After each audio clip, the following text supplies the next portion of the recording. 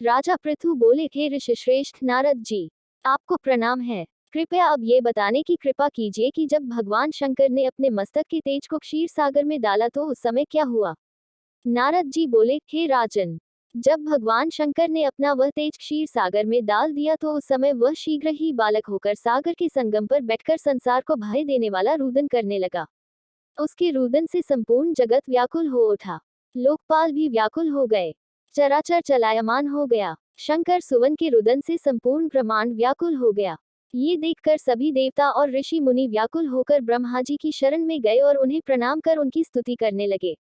उन सभी ने ब्रह्मा जी से कहा, हे पितामह, ये तो बहुत ही विकट परिस्थिति उत्पन्न हो गई है।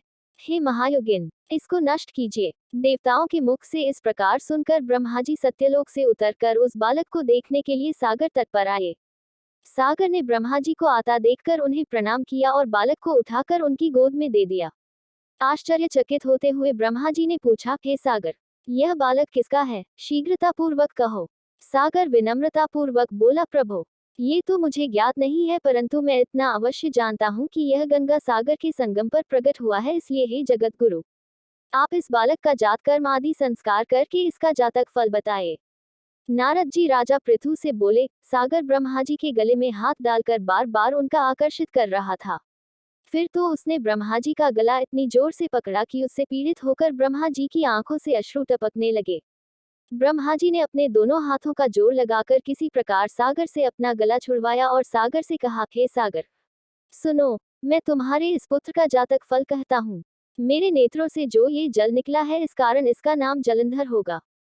उत्पन्न होते ही ये तरुणावस्था को प्राप्त हो गया है, इसलिए ये सब शास्त्रों का पारगामी, महापराक्रमी, महावीर, बलशाली, महायोद्धा और रण में विजय प्राप्त करने वाला होगा। यह बालक सभी दैत्यों का अधिपति होगा। ये किसी से भी पराजित न होने वाला तथा भगवान विष्णु को भी जीतने वाला होगा। भगवान शंकर को छोड़कर यह सबसे अवध्य होगा। जहाँ से इसकी उत्पत्ति हुई है ये वहीं जाएगा। इसकी पत्नी बड़ी पतिव्रता, सौभाग्यशालिनी, सर्वांग सुंदरी, परम मनोहर, मधुर वाणी बोलने वाली तथा शीलवान होगी। सागर से इस प्रकार कहकर ब्रह्मा जी ने शुक्राचार्य को बुलवाया और उनके हाथों से बालक का राज्याभिषेक कराकर स्वयं अंतर्ध्यान हो गए।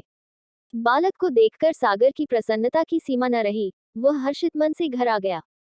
फिर सागर में उस बालक का लालन पालन कर उसे पुष्ट किया। फिर कालनेमी नामक असुर को बुलाकर वृंदा नामक कन्या से विधिपूर्वक उसका विवाह करा दिया। उस विवाह में बहुत बड़ा उत्सव हुआ। श्री शुक्राचार्य के प्रभाव से पत्नी सहित जलंधर दैत्यों का राजा हो गया।